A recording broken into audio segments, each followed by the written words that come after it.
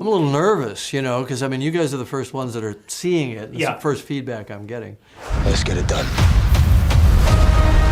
How long can you hold your breath underwater? I think at one point I got up to 5 and something, and I couldn't even believe it. My little lungs, they held 3 minutes and 30 seconds. My breath hold record is 6 minutes, 30 seconds underwater. 6.5 minutes. Easily 15 seconds.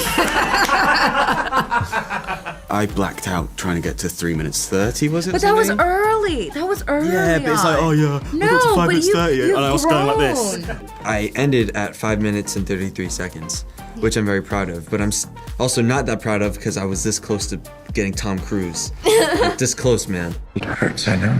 So as a director, you must need to hold your breath as well. Oh hell yeah! How But I've been a free diver for. Right. Yeah, but Kate and Sigourney both blew past my best time. What is your best time? My best time's like 5.5 minutes or 5:45, something like that. That's and that's after years and years.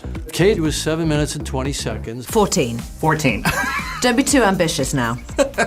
7 minutes, 14 seconds. What is your secret? You know, it's not the kind of thing that you can just try at home. You cannot. It is a process. You have to change the oxygen levels in your body. It took 3 weeks of consistent training every day to go for that big breath hold.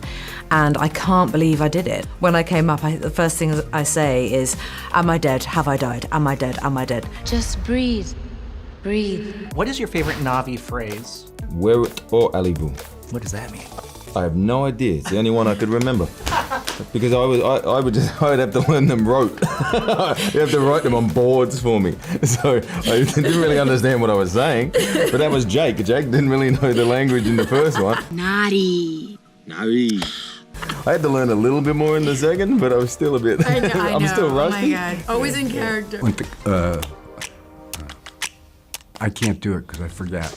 Well, it means I see you. It's my favorite phrase because it's the only one I can remember. And obviously I can't even remember it. I think mine is Faisautute, because that's just like this guy, you know? That's basically what it translates to. Like, it's just kind of like, ugh, I don't know, it's just like a annoyance thing. Probably skanks. That means idiot. Scown, which means like idiot. Scounts. You scounts. Which I have to say a lot, actually. I give it a lot of verbal abuse, yeah. I mean, we said it all the time. He only has it in a couple of times. He had to get rid of those. But as siblings, you know, we are scoutses to each other. It's the word that I could never truly please the team with. Scown, like, You just did it. Yeah, That was good. I bloody hope so, because I had to do it. Whatever you start out failing with as an actor and then you get obsessed with, then becomes almost like your favorite thing to do. Scown. And the first one, obviously, it was scown because it's just, you know, you're calling someone idiot, like a bad word. Yeah. Tiri calls me scown. It means moron. But as I grow older and I became a mom, I'm just like such a freaking sap. So now it's oil tikameye. I see you. Yeah, it's good. The important one is Walnati Kamea, you know, I see you, because it's all about that. It's about being recognized, about being seen. Like I see into you, and also kind of high and almost I love you, and it's a really beautiful phrase. How did you prepare to show this parental bond for this movie? You had 3 kids, didn't you? I already had 3 kids. There was nothing to prepare. I just had to dig from my personal life and my sensations, you know? When you're younger, you don't really think that far ahead about consequences. You're just in the moment, so you accept every challenge and you're fearless. When you become a parent and you love a life more than you love your own, sometimes it wakes you up in the middle of the night. The thought, those hypothetical scenarios of how you can lose that is paralyzing. And Jake and Neytiri were dealing with that as well. This family is our fortress. What is the most challenging thing you had to do underwater? Yelling. So when you yell, you can't let bubbles out, because apparently I think bubbles are quite hard to get rid of, but to hold your breath, open your mouth, and yell with nothing, and yet stop your body from bringing the water into your lungs. That was quite difficult. And anger, moving at pace, that's quite hard because of course everything's slower in the water. You know, riding on an ilu and trying to stab someone with a gigantic great big javelin. That's quite tricky because you think you're gonna ram it into somebody who isn't even there, and it veers off to the right and you're like, oh God, sorry, I got it wrong, I have to do that again because that just looked rubbish. The underwater work is extremely challenging to do, particularly when they turn on the wave machine and they're crashing against you and you're holding an automatic weapon in your hand while riding an elu, trying to keep that weapon from going doom, doom, like that, you know? It's crazy. Or if you get in a knife fight with the likes of Jake Sully, you know, 15 feet underwater or something, that can be challenging. Beats the hell out of, you know, working. Most challenging thing I had to do was probably, well, I can't say that because that'd be a spoiler. So, I mean, a lot of the parkour stuff, you know, like if I like did it slightly wrong, I could just like somehow I could skin my knee.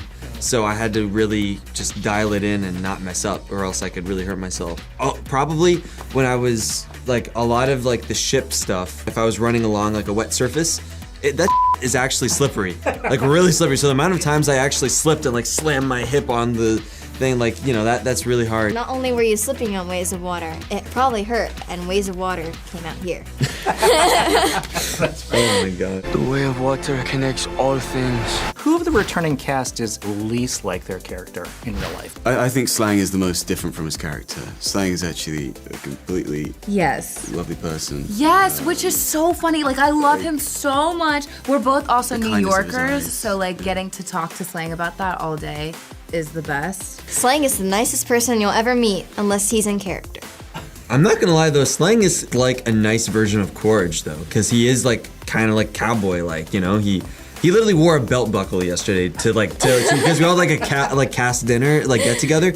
He wore a belt buckle. I'm like, all right, that's Courage. Like, that's just so like, he was like, hey, kiddo, how you doing? Yeah, that's my boy, yeah. And I'm just like, yeah, what's up, man? So not intimidating at all? Totally not, but. The kindest ever. What do they mean by that? That I'm like a weak puppy? No, you are the nicest person on set. Yeah, I got them snowed, don't I? But you know what? I kind of like it. What's your favorite creature? Space whales. I mean, Tokun. Yeah, because they're just so cute, I think. Even though they're big and can look kind of scary, I think they're just kind of cute. I like whales, and they're very much whale-like, and yeah. What is the most memorable Avatar fan encounter you've had? Back in the old days when I was in London, they had built a tree of souls. You know, we were doing a press kind of thing, and a woman who was dressed as Neytiri got right into my face and said, I don't know whether to kiss you or slap you. And I said, is there a third choice? And he said, no. And she gave me a nice kiss and everything. And I was like, okay. Good seeing you, honey.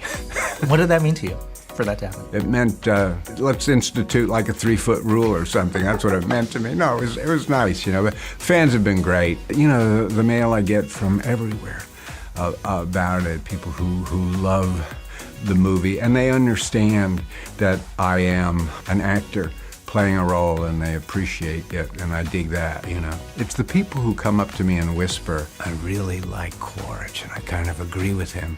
Then those folks, I kind of go, well, then I don't really want to know you. Give me the goosebumps. Why did it take so long for Kate to reunite with you for a movie? Well, apparently, and I just found out this recently, I'm the only director she's worked with twice. So I feel, you know, honored to have that unique position. No, Kate and I have looked for something to do together for ages, but it's never just, you know how it is. I mean, she's got her interests and her passions. You know, initially it was Margie Simpson, our casting director's idea. No, really? You know, we were looking at other people, not thinking that Kate was so busy and so prolific, doing so many of these incredible roles that she does as an actor. And then Margie said, what about, you know, Kate? And a light bulb went off in Jim's head. Well, I remember him speaking to me way back in 2014, I think it was. I was given a star on the Walk of Fame, and he came to that event. And the night before, he called me to just say, oh, hey, I was going to say a few things, anything you want me to avoid? And we kind of chatted and had some fun. And at the end of the call, he said, hey, we have to get you in, and we have to get you big and blue. And I said, I'd love that. So we had this very early conversation. I remember thinking, oh, I really hope he does call me back about that one. And then a few years later, 2017, I got that call and was sent the script. She read them, she fell in love with them. Her kids told her, Avatar, you have to go do it. She was very interested in the character. It always starts with character. I just was blown away. I mean, his writing is so extraordinary and always has been. But the richness to these characters and the depth of integrity is what I think you really feel, that sense of family and community.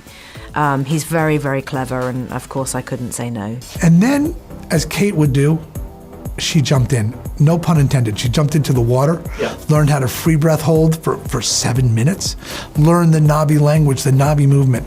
And one of the stories that I love about Kate coming is, because we were already up and doing our performance capture, she came in maybe 3-4 months into it, is our young cast was nervous about Kate coming in for her period of shooting. And when she walked onto the stage and we were doing a rehearsal, she saw Bailey Bass, who plays her daughter, and Bailey sort of went down, was gingerly going to shake her hand. And Kate says, give your mother a hug. And it was great. And what did you say when he said, hey, it's going to involve filming in water? Oh, well, this was really funny. He said to me, oh, there's a whole water element, but don't worry, we have doubles and you can do as much or as little of that as you want. I said, whoa, hang on, what? He said, well, she's the female leader of this water tribe and they really live on and under the water. So, we have a breath hold expert, and this was actually kind of a dream for me to learn this. And I said, sign me up for all of it. I want to do all of it. I don't want to, no doubles, no nothing. I want to do all of it.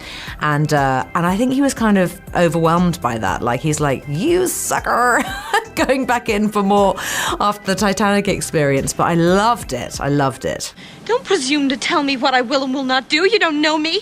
What was your reaction when James pitched you coming back as one of the kids? Well, we had a lunch in 2010, and we just kind of, spitballed about maybe creating a girl who had a connection with Grace. We weren't sure what, but a girl who felt much more herself in the forest with the creatures and the flora and the fauna, and not as comfortable with people, and was that age, which I certainly remember, very self-conscious and shy and feeling like, who am I? And then when I read the scripts, I realized what a challenge I was taking on, and also how brave he was to take this risk with me. But it does make sense. I understand it, and it was also interesting to have a kind of old soul playing Kiri.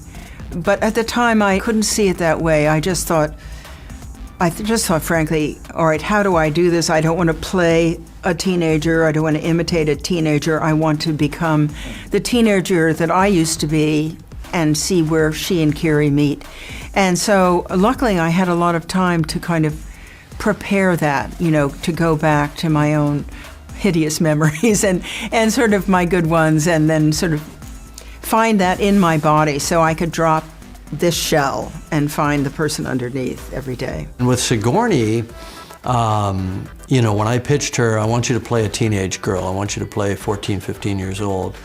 She was like, say what? I said, no, it's going to be great. You're going to love it. You're going to have so much fun.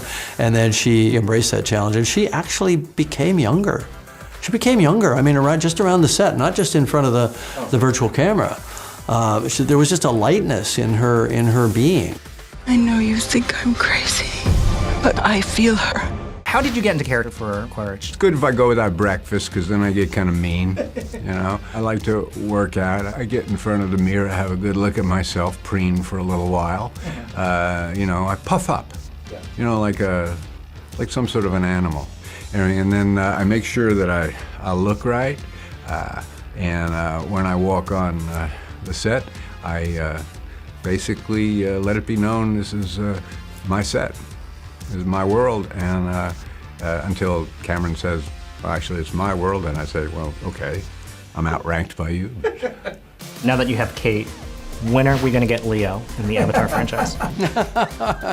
That's going to be up to Leo. Anytime Leo wants to play a part, we're gonna be there for Leo. We're not cast for movie 4 and movie 5 yet, so, we'll see. No, it's definitely not Leo's bag at all. No, he's more of a kind of like a dry land kind of a guy.